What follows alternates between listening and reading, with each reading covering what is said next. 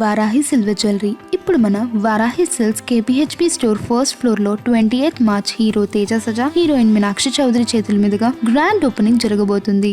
Iran యుద్ధంపై లోక్సభలో ప్రధాని మోదీ ప్రసంగించారు. పశ్చిమాసియాలో పరిస్థితి ఆందోళనకరంగా ఉన్నట్టు మోదీ మాట్లాడారు. ఇక భారత్కు ఈ యుద్ధం ఎన్నో సవాళ్లను తీసుకొచ్చిందంటూ కూడా మోదీ చెప్పడం జరిగింది. గల్ఫ్లో 1 కోటి మంది భారతీయులు ఉన్నారు. ఈ విషయాన్ని ప్రస్తావిస్తూ భారతీయులను కాపాడటానికి అన్ని చర్యలు తీసుకున్నామంటూ చెప్పారు. 3,75,000 మందిని సురక్షితంగా భారత్కు తరలించామంటూ చెప్పారు. ఇక ఇరాన్ నుంచి 1000 మందిని తరలించినట్లుగా తెలియజేశారు. ప్రజలకు పెట్రోల్, గ్యాస్ కొరత లేకుండా చూస్తున్నామన్న అంశాన్ని కూడా ప్రస్తావించారు. ఇక 60% LPGని భారత్లో ఉత్పత్తి చేస్తున్న విషయాన్ని చెప్పడం జరిగింది. 41 దేశాల నుంచి ఇంధనం కొంటున్నామంటూ కూడా తెలియజేశారు. ఇక 53 లక్షల మెట్రిక్ టన్నుల పెట్రోల్ నిల్వలు ఉన్నాయంటూ తెలియజేశారు. రైల్వేల విద్యుత్తీకరణతో 180 కోట్ల డీజిల్ ఆదా అవుతున్నటువంటి విషయాన్ని చెప్పారు. ప్రపంచానికి ఆర్థిక మాంద్యం ముప్పు అనేది పొంచి ఉంది అంటూ మోదీ చెప్పారు. ఇక భారత్పై మాంద్యం ప్రభావం లేకుండా చూస్తున్నామంటూ కూడా ఎలాంటి సంక్షోభాన్నైనా ఎదుర్కోవటానికి సిద్ధంగా ఉన్నాం. కరోనా సమయంలో ఇలాంటి సంక్షోభాన్ని ఎదుర్కొన్నాము. ఇక ఖరీఫ్ సీజన్లో రైతులకు డీజిల్ కొరత లేకుండా చూస్తామంటూ కూడా చెప్పారు. పవర్ ప్లాంట్లకు సరిపడా బొగ్గు నిల్వలు ఉన్నాయన్న విషయాన్ని తెలియజేశారు. ఇక ప్రతిరోజు పశ్చిమాసియా దేశ అధ్యక్షులతో మాట్లాడుతున్నాను, యుద్ధాన్ని ఆపటానికి నా వంతు కృషి చేస్తున్నానంటూ ప్రధాని మోదీ మాట్లాడటం జరిగింది. ఇక పశ్చిమాసియా యుద్ధం ఉద్రిక్త పరిస్థితులు అంటే దేశవ్యాప్తంగా కూడా ఒక ఉద్రిక్త పరిస్థితులు నెలకొని ఉన్నాయి. ముఖ్యంగా కూడా రేట్లను చాలా ప్రభావితం చేస్తున్నాయి. దీంతో కూడా భారతీయుల్లో కూడా అనేక సందేహాలు నెలకొని ఉన్నాయి. ఎప్పుడైనా కానీ ఆయిల్, డీజిల్ రేట్లు పెరగొచ్చు. ఇక గ్యాస్ సిలిండర్ల కొరత ఇదే విధంగా ఉంటుంది. గ్యాస్ సిలిండర్లు ఇంకా కూడా ఇన్ ఫ్యూచర్లో ఈ యుద్ధం ఇలానే కొనసాగితే మరికొన్ని వారాల్లోనే, రోజుల్లోనే గ్యాస్ సిలిండర్ల షార్టేజ్ వస్తుంది. ఈ పశ్చిమాసియాలో ఉన్నటువంటి యుద్ధ పరిస్థితుల్లో భారతీయుల్లో కూడా ఆందోళన అనేది కొనసాగుతూ ఉంది. అయితే ఇప్పుడు ఆ విషయం గురించి కూడా ప్రధాని మోదీ కూడా ప్రస్తావించి ఈ యుద్ధం సవాళ్ళను తీసుకొని వచ్చిన మాట నిజమే. కానీ గల్ఫ్లో ఉన్నటువంటి భారతీయులు, ఎందుకంటే చాలామంది కూడా ఇరాన్లో కానీ లేకపోతే ఆ చుట్టుపక్కల ఉన్నటువంటి లెబనాన్ ఈ దేశాల్లో కూడా భారతీయులు చాలామంది చిక్కుకొని పోయారు. ఇప్పుడు ఫ్లైట్ సర్వీసులు కూడా అక్కడ రద్దయి ఉండటంతో కూడా కొంతమందిని తీసుకొని రావడం జరిగింది. మరి కొంతమంది అక్కడే ఉన్నారు. కానీ ఎప్పటికప్పుడు కూడా అక్కడ ఉన్నటువంటి మన భారత్కి సంబంధించినటువంటి రాయబారులు కానీ వాళ్ళందరూ కూడా కమ్యూనికేట్ అవుతూ కూడా వాళ్ళని సురక్షితంగా ఉంచేందుకైతే ప్రయత్నిస్తున్నాం, వాళ్ళ ప్రాణాలని సురక్షితంగా ఉంచేందుకు చూస్తున్నామంటూ చెప్పారు. ఇక పెట్రోల్, గ్యాస్ ఏదైతే ఆందోళన వ్యక్తం చేస్తూ ఉన్నామో దానికైతే కొరత లేకుండా చూస్తున్నామటువంటి విషయాన్ని తెలియజేశారు. ఇప్పుడు గ్యాస్ కూడా LPGకి ఆల్రెడీ కూడా ఎప్పుడైతే గ్యాస్ గురించి ఆదేశాలు ఇవ్వడం జరిగింది, ఇక్కడ ఉత్పత్తిని పెంచాలని 60% ఇప్పుడు LPG ఉత్పత్తి చేస్తోంది. ఇక 41 దేశాలను వెంటనే కూడా మన రష్యా నుంచి ఆర్డర్ చేయడం జరిగింది. ఆయిల్స్, చమురు కూడా రష్యా నుంచి ఆర్డర్ చేశాము. ఇలా మిగిలిన వేరే దేశాల నుంచి ఇప్పుడు ఇంధనం కొంటూ ఉంది భారత్. ఇలా 41 దేశాల నుంచి మనం కొంటూ ఉన్నాము. సో ఇంధనం విషయంలో కూడా షార్టేజ్ రాకుండా తగిన చర్యలు కేంద్ర ప్రభుత్వం తీసుకుంటున్నటువంటి విషయాన్ని మనం చూడొచ్చు. ఇక పెట్రోల్ నిల్వల విషయం చూస్తే కనుక ఇప్పటికే భారత్ దగ్గర 53 లక్షల మెట్రిక్ టన్నుల పెట్రోల్ నిల్వలు ఉన్నాయి. మరొకటి చూస్తే కనుక గత కొంతకాలంగా కూడా రైల్వేల విషయంలో కేంద్ర ప్రభుత్వం చాలా అంటే ఎక్కువగా కూడా అడ్వాన్స్డ్గా ఉండాలి, ఎక్కువ రైల్వే లైన్లు కానీ లేకపోతే కొత్తగా వస్తున్నటువంటి వాళ్ళని కూడా విద్యుత్తీకరణ చేయటం, అంటే బొగ్గు సహాయం వీటితో కాకుండా విద్యుత్తుతో నడిచే విధంగా కూడా ఎక్కువగా విద్యుత్ మీద ఆధారపడే విధంగా ప్రోత్సహిస్తూ ఉంది కేంద్ర ప్రభుత్వం. ఈవెన్ వెహికల్స్ కూడా పెట్రోల్, డీజిల్ మీద ఆధారపడకుండా EV వెహికల్స్ని ప్రోత్సహిస్తూ ఉంది కేంద్ర ప్రభుత్వం. ఇక రైల్వేల విద్యుత్తీకరణతో కూడా 180 కోట్ల డీజిల్ ఆదా అయినట్లు చెప్పడం జరిగింది. ఇంక మరొకటి చూస్తే కనుక పశ్చిమాసియా యుద్ధం ఇలానే కొనసాగితే ఇప్పటికే కూడా మిగిలిన దేశాల్లో రేట్లు అనేవి బాగా పెరిగిపోయాయి. చమురు విషయంలో చూస్తే ఇలానే కంటిన్యూ అయితే ఇప్పుడు ఎగుబడులు, దిగుమతులు కూడా తగ్గిపోయాయి. నౌకలను ఎక్కడికక్కడ ఆపేస్తుంది హార్ముజ్ జలసంధి. సో ఈ క్రమంలో కూడా ఆర్థిక మాంద్యం ముప్పు పొంచి ఉంది ప్రపంచానికి.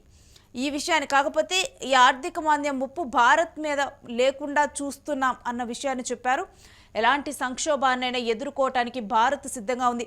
కరోనా సమయంలో కూడా మిగిలిన దేశాలని అల్లాడిపోతే భారత్ చాలా స్ట్రాంగ్గా నిలబడింది, స్టేబుల్గా ఉండగలిగింది. సో ఆ టైంలోనే అలాంటి సంక్షోభాన్ని ఎదుర్కొన్నాము. ఇక రైతులు కూడా భయపడాల్సిన అవసరం లేదు ఖరీఫ్ విషయంలో అంటూ కూడా మోదీ చెప్పడం జరిగింది.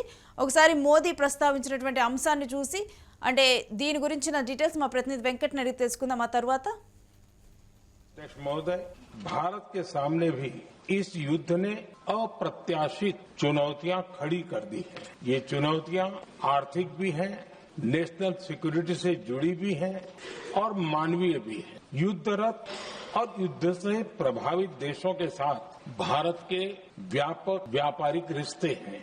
जिस क्षेत्र में युद्ध हो रहा है वो दुनिया के दूसरे देशों के साथ हमारे व्यापार का भी एक महत्वपूर्ण रास्ता है। विशेष रूप से कच्चे तेल और गैस की हमारी जरूरतों का एक बड़ा हिस्सा यही क्षेत्र पूरा करता है। हमारे लिए ये रीजन एक और कारण से भी अहम है। लगभग 1 करोड़ भारतीय खाड़ी देशों में रहते हैं और वहां काम करते हैं। समंदर में जो कमर्शियल शिप चलते हैं उनमें भारतीय क्रू मेंबर्स की संख्या भी बहुत अधिक है।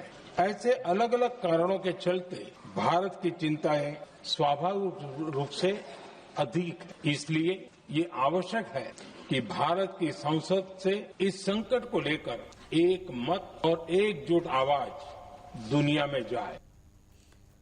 ఇక దీని గురించి మరిన్ని అప్డేట్స్ అందించేందుకు మా ప్రతినిధి వెంకట్ రెడీగా ఉన్నారు.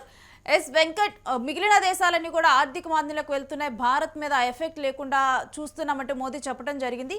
కానీ మనం చూస్తే కనుక పశ్చిమాసియాలో ఉద్రిక్త పరిస్థితుల నేపథ్యంలో కూడా ఈ యుద్ధం ఇలానే కొనసాగితే కనుక భారత్ మీద ఎటువంటి ప్రభావం ఉందనే ఆందోళన అయితే భారతీయుల్లో వ్యక్తమవుతూ ఉంది.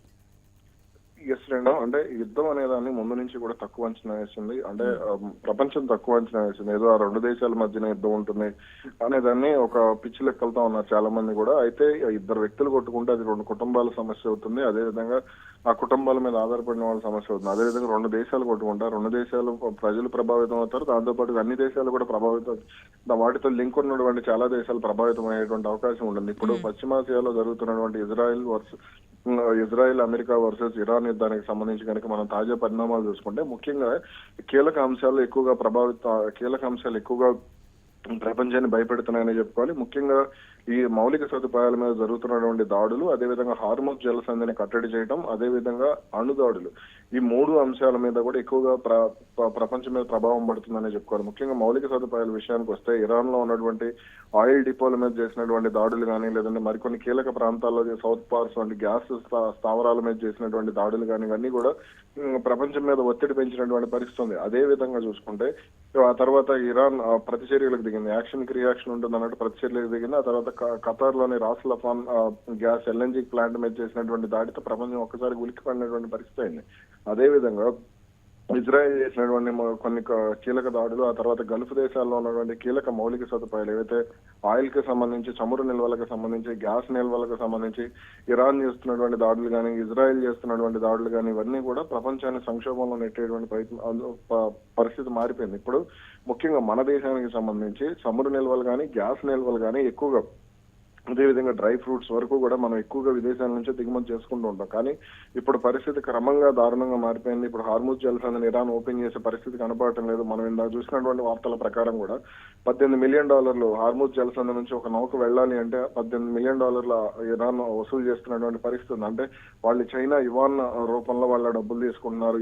ఈ ప్రభావం అనేది భారత్ మీద కూడా పడినట్టుగా కూడా తెలుస్తుంది. ఇందాక రష్యన్ టీవీలో వచ్చినటువంటి కథనాల ప్రకారం నందాదేవి అనే నౌకను భారత్ పంపడానికి వాళ్ళు దాదాపుగా $18 మిలియన్ వసూలు చేశారు. ఇదే కొనసాగితే ఆ ప్రభావం అనేది పెట్రోల్ ధరల మీద కూడా భారీగా పడేటువంటి అవకాశం ఉండదు. అదేవిధంగా భారత్ తనకున్నటువంటి ఇంధన అవసరం అంటే గ్యాస్ కి సంబంధించినటువంటి అవసరాల్లో దాదాపుగా అంటే 50 నుంచి 60% వరకు కూడా ఖతార్ నుంచి దిగుమతి చేసుకుంటుంది. కాబట్టి ఈ ప్రభావం మొత్తం కూడా భారత్ మీద ముఖ్యంగా ఇప్పుడు మనం చూసుకుంటే చిన్న ఫర్ ఎగ్జాంపుల్ చికెన్ సెంటర్లు కానీ, లేదంటే రోడ్ సైడ్ బళ్ళు పెట్టుకునే వాళ్ళు, స్ట్రీట్ వెండర్స్ కానీ, లేదంటే హోటల్స్ కానీ, ఇలా చిన్న హాస్టల్స్ లో బతికే పిల్లలు కానీ, వీళ్ళందరూ కూడా చాలా వరకు కూడా ఇబ్బంది పడుతున్నటువంటి పరిస్థితి. డైరెక్ట్ గానే కాకుండా ఇండైరెక్ట్ గా కూడా ఎఫెక్ట్ పడుతుంది ఇప్పుడు చాలా వరకు కూడా.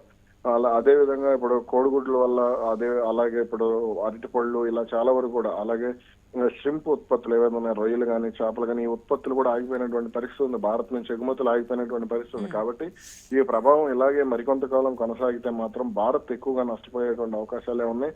అదే అంటే ఇప్పటికే ధరల పెరుగుదలతో ఇబ్బంది పడుతున్నటువంటి ప్రజలకు ఈ తరహా చర్యలు ఏవైతే ఉన్నాయో, ఈ యుద్ధ కారణంగా జరుగుతున్నటువంటి పరిణామాలు ఏవైతే ఉన్నాయో, ఇవి మరింత దారుణంగా మారేటువంటి అవకాశం ఉంది. అదేవిధంగా మనం ఈ రోజు కనుక వచ్చినటువంటి వార్తల ప్రకారం చూస్తే ఈ గ్యాస్ ఏదైతే ఉందో ఇప్పటి వరకు 14 కేజీల గ్యాస్ సిలిండర్ ఇచ్చారు, 14.5 కేజీల గ్యాస్ సిలిండర్ ఇచ్చేవాళ్ళు. ఇప్పుడు అది 10 కేజీలకు కుదించేటువంటి ఆలోచనలో కూడా కేంద్రం ఉంది. అంటే ప్రతి ఒక్కరికి గ్యాస్ ఇవ్వాలి అని అంటే ఇచ్చే గ్యాస్ ని అందరికీ సమానంగా పంచాలి అనే ఆలోచనలో కూడా కేంద్ర ప్రభుత్వం ఉంది. దీని వల్ల కూడా వినియోగదారుల మీద రవాణా ఛార్జీలు కానీ లేదంటే బుకింగ్ ఛార్జీలు కానీ ఏదో ఒక రూపంలో ఏదో ఒక ఛార్జ్ అయితే డెలివరీ ఛార్జీలు అని ఏదో ఒకటి ప్రతి ఒక్కటి కూడా భారం పడేటువంటి అవకాశం ఉంటుంది. అదేవిధంగా చమురు నిల్వలకు సంబంధించి భారత్ దాదాపుగా తన ఇంధన అవసరాల్లో 75 నుంచి 80% దిగుమతి చేసుకుంది చమురుకు సంబంధించి. ఇప్పుడు అవన్నీ కూడా విదేశాల నుంచి రష్యా నుంచి వస్తున్నాయి ప్రస్తుతానికి, దాంతో ఇబ్బంది లేదు. కానీ గ్యాస్ కి సంబంధించి ఉన్నటువంటి ఇబ్బందులు ఏంటంటే మధ్య తరగతి మీద పేదవాళ్ళ మీద ఎక్కువగా పడేటువంటి అవకాశం ఉంటుంది. ప్రభుత్వాల మీద ఈ భారం అనేది ఎక్కువగా పడుతుంది.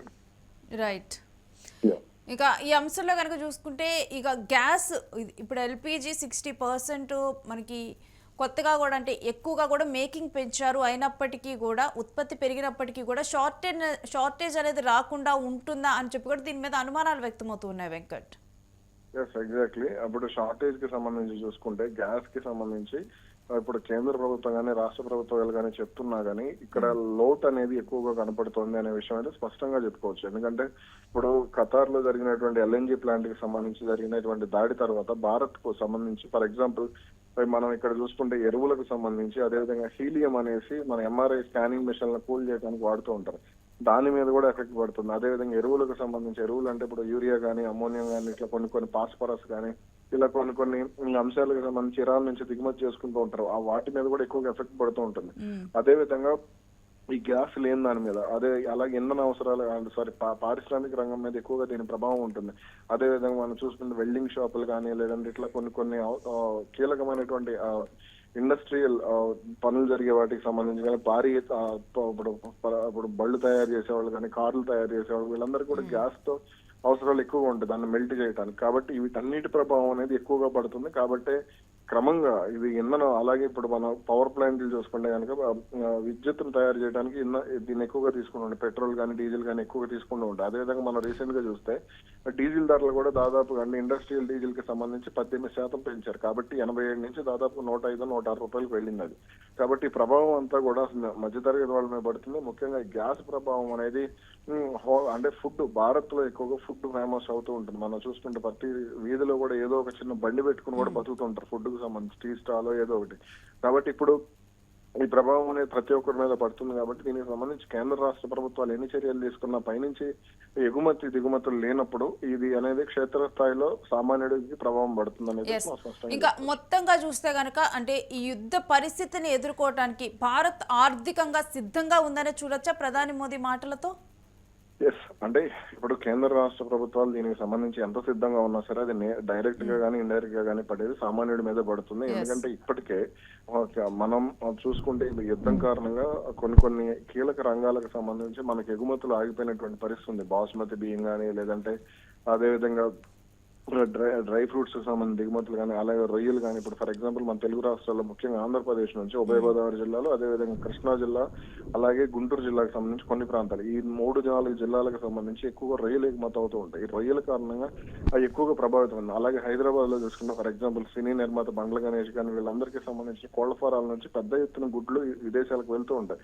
అదే ఆ గుడ్ల ఎగుమతులు కూడా ఆగిపోయినటువంటి పరిస్థితి. ఇవన్నీ కూడా నేరుగా ప్రభావం అనేది సామాన్యుడి మీద పడుతుంది. కాబట్టి ఇక్కడ కేంద్ర రాష్ట్ర ప్రభుత్వాలు మీరు అన్నట్టుగా ఆర్థికంగా వాళ్ళందరూ కూడా సామాన్యుడికి అంతిమంగా లబ్ధి చేసే అవకాశం ఉన్నా మరొక రూపంలో డబ్బులు వసూలు చేస్తారు. కాబట్టి ఎందుకంటే ప్రభుత్వాల దగ్గర కూడా ఆదాయ వనరులు పడిపోతున్నాయి కాబట్టి కొన్ని కీలక సందర్భాల్లో అలాగే సంక్షేమ కార్యక్రమాల మీద కూడా ప్రభుత్వాలు ఎక్కువగా ఖర్చు చేస్తున్నాయి. కాబట్టి ఇక్కడ ఇది అనేది విదేశీ మారక నిల్వల మీద లేదంటే ఇప్పుడు బంగారం కొనుగోలు చేసిన వీటిని విక్రయించడం ద్వారా ఏదో కేంద్ర ప్రభుత్వాలు కొంత డబ్బుల్ని కేంద్ర రాష్ట్ర ప్రభుత్వాలు కొంత డబ్బులు అడ్జస్ట్ చేసినప్పటికీ కూడా ఆదాయం పడిపోతున్నప్పుడు ఆ ప్రభావం అనేది చాలా తీవ్రంగా ఉంటుంది.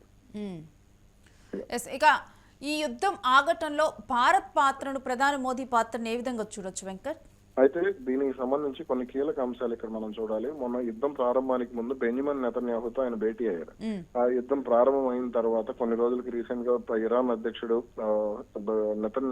పెజాష్కియాన్ తో ఆయన మాట్లాడారు, ఫోన్ లో మాట్లాడారు. అయితే ఇక్కడ మధ్యవర్తిగా ఇప్పుడు ఉక్రెయిన్ కి సంబంధించి రష్యాకి సంబంధించినటువంటి యుద్ధంలో మోడీని మధ్యవర్తిగా వెళ్ళాలి అని చెప్పేసి కొన్ని దేశాలు కోరినటువంటి పరిస్థితి ఉంది.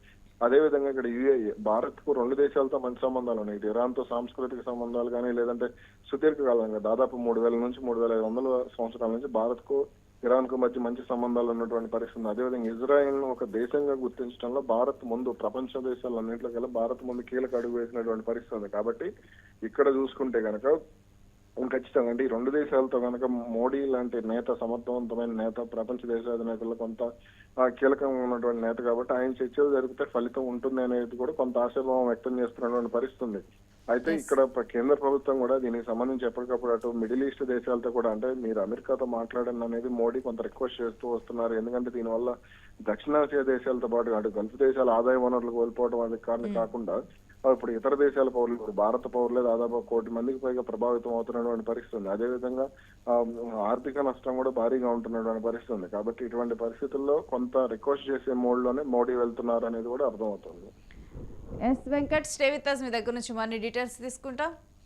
ఇక పశ్చిమాసియాలో ఉన్నటువంటి యుద్ధ పరిస్థితుల నేపథ్యంలో భారతీయుల్లో కూడా అనేక ప్రశ్నలు నెలకొని ఉన్నాయి. వీటన్నిటికీ కూడా ఈరోజు లోక్సభలో ప్రధాని మోదీ మాట్లాడటాన్ని మనమైతే చూడొచ్చు ఈ ఆర్థిక మాంద్యం విషయంలో. ఎందుకంటే ఇప్పుడు జరుగుతున్నటువంటి యుద్ధ పరిణామాలతో ప్రపంచవ్యాప్తంగా కూడా అన్ని దేశాల్లో అంటే చాలా దేశాల్లో కూడా ఆర్థిక మాంద్యం వచ్చే పరిస్థితులు మనకి కనిపిస్తున్నాయి.